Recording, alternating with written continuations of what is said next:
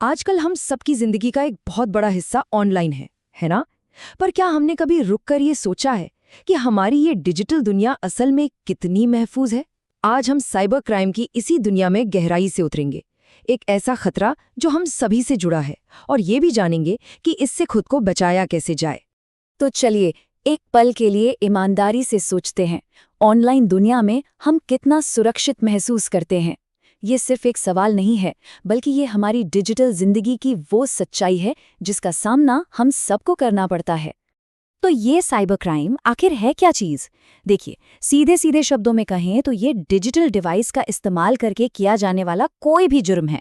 ये किसी दोस्त का सोशल मीडिया अकाउंट हैक होने जितना छोटा भी हो सकता है, या फिर किसी बड़ी कंपनी से करोड़ों की चोरी जितना बड़ा भी। आइए एक नज़र डालते हैं कि आज हम क्या क्या जानने वाले हैं। हम शुरुआत करेंगे साइबर क्राइम की परिभाषा से, फिर देखेंगे कि हैकर्स कौन कौन से औजार इस्तेमाल करते हैं, एक फिशिंग अटैक को बारीकी से समझेंगे, फिर सीखेंगे कि अपना डिजिटल किला कैसे मजबूत किया जाए, और आखिर में इसके कानूनी पहलू पर भी बात करेंगे। जैसे जैसे हमारी जिंदगी ऑनलाइन होती जा रही है, वैसे वैसे इससे जुड़े खतरे भी बढ़ते जा रहे हैं। हम सब ने कभी ना कभी बैंक के नाम से आने वाले उन फर्जी कॉल्स या दोस्तों के हैक हुए सोशल मीडिया अकाउंट्स के बारे में तो सुना ही है। सच तो ये है कि साइबर क्राइम अब हमारी जिंदगी का एक हिस्सा बन चुका है। तो सवाल ये है कि ये डिजिटल क्रिमिनल्स आखिर काम कैसे करते हैं। चलिए उनके कुछ सबसे आम हथियारों पर एक नज़र डालते हैं, क्योंकि इन्हें समझकर ही हम इनसे बच सकते हैं। वैसे तो साइबर क्राइम की दुनिया बहुत बड़ी है, लेकिन ज़्यादातर हमले इन 3 कैटेगरीज में ही आते हैं। पहला, मैलवेयर, जो आपके सिस्टम में घुसपैठ करता है। दूसरा, हैकिंग, जो आपका कंट्रोल छीन लेती है। और तीसरा, फिशिंग, जो आपको धोखा देकर आपकी जानकारी चुरा लेती है। सबसे पहले बात करते हैं मैलवेयर की। ये मलिशियस सॉफ्टवेयर का शॉर्ट फॉर्म है, मतलब कोई भी ऐसा कोड जो आपके डिवाइस को नुकसान पहुंचाने के लिए बनाया गया हो। शायद इसका सबसे खतरनाक और मशहूर उदाहरण है आई लव यू वायरस।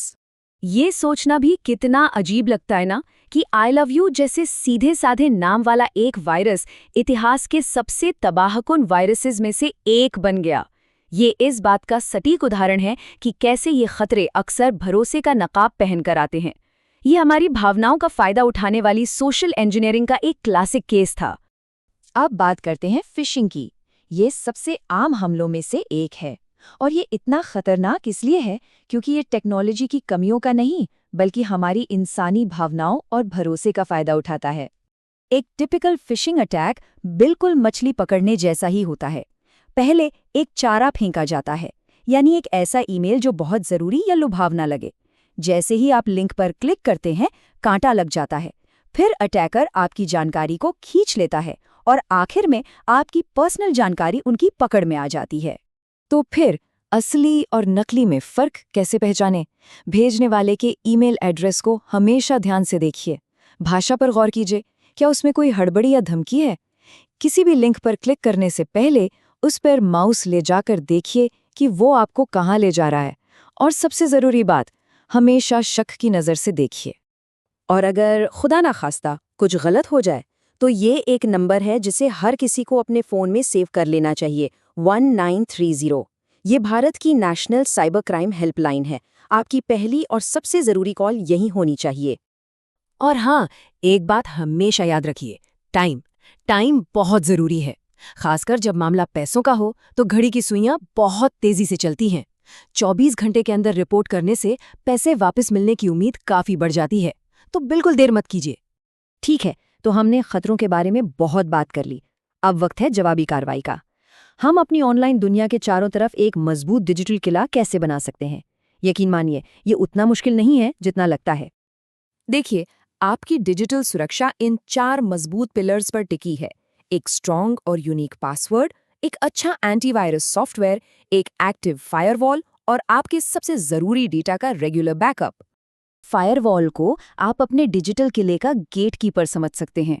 ये आपके नेटवर्क में आने जाने वाले हर डेटा पैकेट की जांच करता है, और जैसे ही कुछ भी संदिग्ध दिखता है, उसे फौरन ब्लॉक कर देता है। ये आपकी डिफेंस की पहली लाइन है। देखिए, हमारी अपनी सुरक्षा तो ज़रूरी है ही, लेकिन इस लड़ाई में हम अकेले नहीं हैं। एक बड़ा कानूनी ढांचा भी है जो इन साइबर क्रिमिनल से लड़ने के लिए बनाया गया है। चलिए देखते हैं कि कानून कैसे जवाबी कार्रवाई करता है। भारत में साइबर क्राइम के खिलाफ सबसे बड़ा कानूनी हथियार है इंफॉर्मेशन टेक्नोलॉजी एक्ट यानी आईटी एक्ट 2000। और जैसी जैसी टेक्नोलॉजी बदली है वैसे वैसे ये कानून भी बदला है, जैसा कि हम 2008 में हुए जरूरी संशोधनों में देख सकते हैं, जो नए खतरों से निपटने के लिए किए गए थे। और ये कोई मामूली कानून नहीं है, ये इस मुद्दे की गंभीरता को दिखाता है। साइबर टेररिज्म जैसे सबसे संगीन जुर्म के लिए सजा उम्र कैद तक हो सकती है। तो जाते जाते एक आखिरी सवाल, साइबर क्राइम के खिलाफ इस लड़ाई में ज्यादा ताकतवर क्या है, किसी कंप्यूटर का सॉफ्टवेयर या किसी इंसान के दिमाग में मौजूद जानकारी? क्योंकि आखिर में दुनिया का सबसे अच्छा एंटीवायरस भी हमारी अपनी जागरूकता और सावधानी की जगह नहीं ले सकता। आपकी सबसे बड़ी ताकत आपका अपना दिमाग है। हमारे साथ जुड़ने के लिए शुक्रिया।